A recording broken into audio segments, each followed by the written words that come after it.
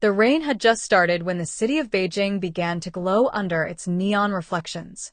It was the kind of night where the streets felt quieter than usual, as if the entire world were holding its breath. And maybe it was because the world had just lost someone beloved, someone who had shaped countless memories through screens and stories. Fans all over Asia were grieving. Tributes filled social media. Candles burned in front of his old filming locations. But beneath the mourning, beneath the sorrow, something else stirred. Something colder, sharper. Don't forget to subscribe, like, and share this story to keep the light burning for truth and compassion. Something that whispered, "Not everything adds up." And it all began with a single question. Where was Yu's phone? When the authorities concluded their report, the official narrative seemed simple. A tragic fall. Alcohol involved. No criminal act. People accepted it, or tried to, until a digital analyst leaked something that cracked the silence. Yu's phone number had logged activity days after he passed. The phone did not send messages. It did not make calls. But its location data pinged, not once, but twice, from a luxury compound in Chaoyang district. A place guarded, exclusive, known only to those with money or power. The analyst's final message before disappearing offline was chilling. The phone is alive. Someone is using it. Rumors spread like wildfire. Who had the phone? Why were they hiding it? And what were they trying to erase? That was when another detail leaked, one that ignited a storm. A woman was involved. Not a celebrity. Not a public figure. Just a name whispered between netizens. The woman in the shadows. Her name was Li Anren, or at least that was the name floating around online. No one could confirm it. No one could deny it either. A mysterious woman living in the Chaoyang compound, rarely seen, rarely photographed. Some said she was a researcher. Others said she was tied to business elites. A few even claimed she had once worked behind the scenes of the entertainment industry. But one rumor stood above the rest, the one that captivated fans. She knew you. Not publicly. Not professionally. Something more complicated. Something neither of them had ever spoken about. Not even in the hints and half-smiles actors sometimes dropped in interviews. But the most haunting rumor of all was this. She was the last person you tried to call. The leaked logs showed it clearly. At 2:41 a.m., the night of the incident, you dialed a number. The network registered the outgoing attempt. But the call never connected. The number belonged to a phone registered under the name Lianran. It was enough to turn her into an overnight phantom of speculation. What did you want from her that late?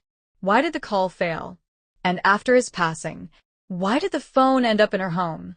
The internet did what the internet always does. It filled the silence with theories. She was his friend, his secret love, his confidant, his rival, his savior, his downfall. But the truth, the real truth, was something more dramatic than any theory. And that was where our story truly begins. Anren lived in a high-rise apartment that didn't look luxurious from the outside, but inside was filled with minimalist elegance. Plants she didn't have time to water. Books she pretended she would read. Empty cups she insisted she would clean later. Her life was quiet, ordinary, predictable, until the day two strangers in plain black suits knocked on her door.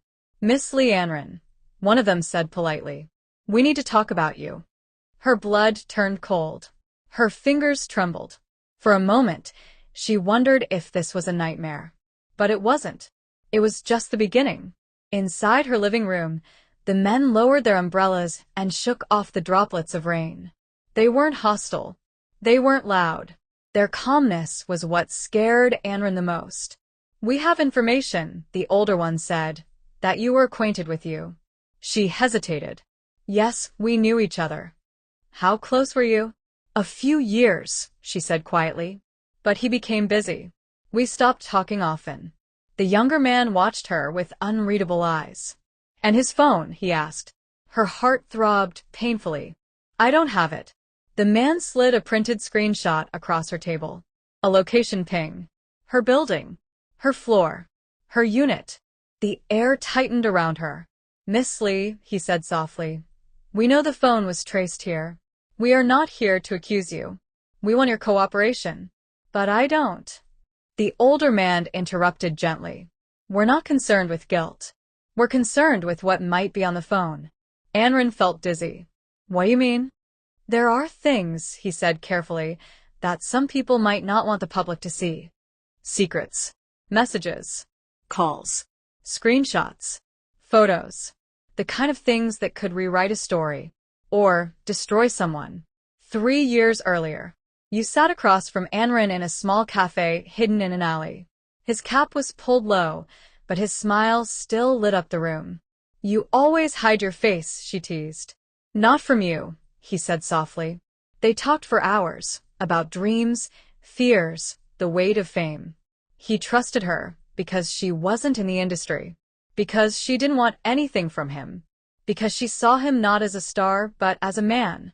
And that was exactly why he kept his distance later. He didn't want his world to swallow hers. But feelings once planted do not disappear. And neither do regrets. Back in the present, the men finished questioning her and left. But the silence they left behind was louder than their presence. When the door clicked shut, Anren sank to the floor. She whispered to the empty room. I don't have your phone, so who does? Her phone buzzed instantly. A message from an unknown number. Stop talking about the phone. Her breath caught. Another message arrived. Watch yourself. Then a link. She hesitated before clicking. It was a live stream of her own apartment hallway, a camera she didn't install. Someone was watching her. Someone who didn't want the truth out. And someone who sure as hell had the phone.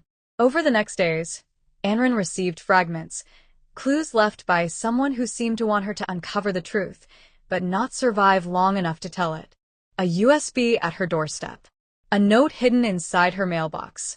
A file sent from a disappearing account. She pieced together everything slowly, carefully. And what she found chilled her. You had been protecting someone. Someone powerful. Someone dangerous.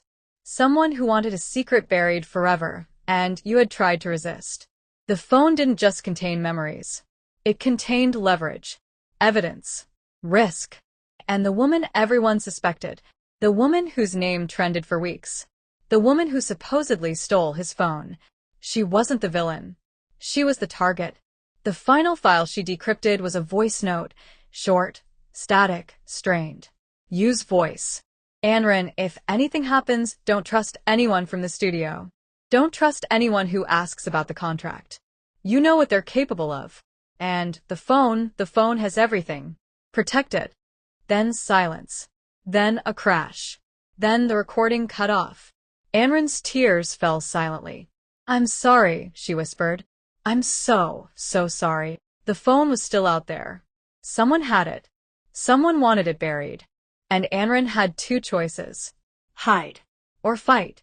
She stared at the messages, the threats, the fear choking her chest. Then she remembered Yu's laughter. His warmth. His trust. She wiped her tears. She chose to fight. Late at night, she received one final message. Come alone if you want the truth. A location followed. An abandoned building on the outskirts of Chaoyang. She went. Inside the dim, dusty warehouse, a shadow moved. A man stepped forward wearing a black mask. He held something in his hand. A phone. Yu's phone. Why do you have it? She demanded. He removed the mask slowly, and the face she saw made her blood run cold. It was someone she once trusted. Someone she once admired.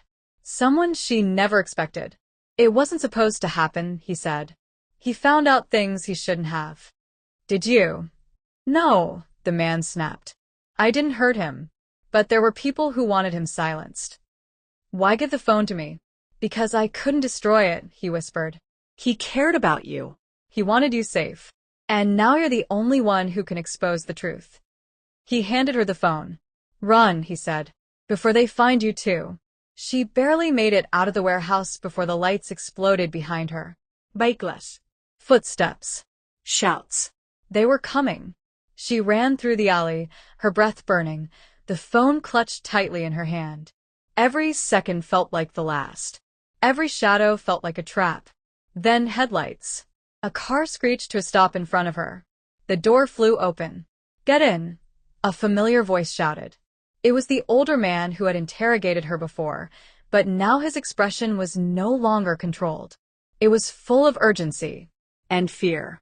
"Miss Lee, they're not after the phone," he said as she jumped inside. "They're after you." Inside the speeding car, Anren tried to unlock Yu's phone. It was locked with a pattern she didn't know, until she remembered something. Years ago, Yu used to doodle the same shape in his notebook. A star. She traced the pattern. The phone unlocked.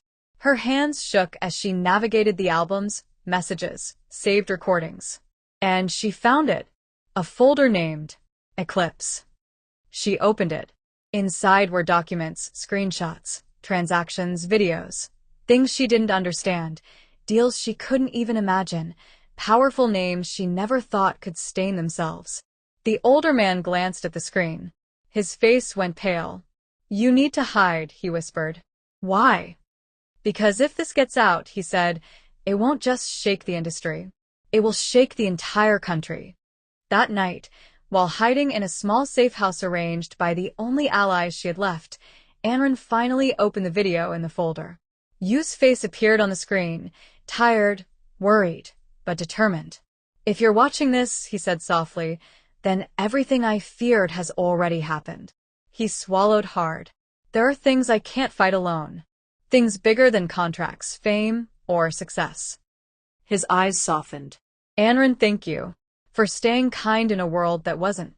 For seeing me, not the actor. Not the name. Just me." He exhaled shakily. "If this message reaches you, please don't let them bury the truth." The screen flickered. You smiled faintly. And, "I'm sorry."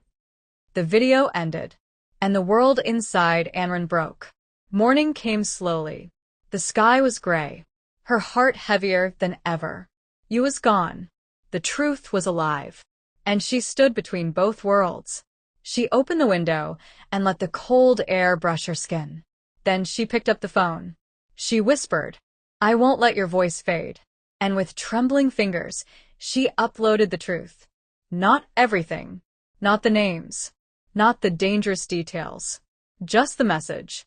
Just the voice. Just the proof that you had tried to speak. It was enough. The world erupted. Hashtags exploded. Media questioned. Agencies panicked. Authorities scrambled. People demanded answers.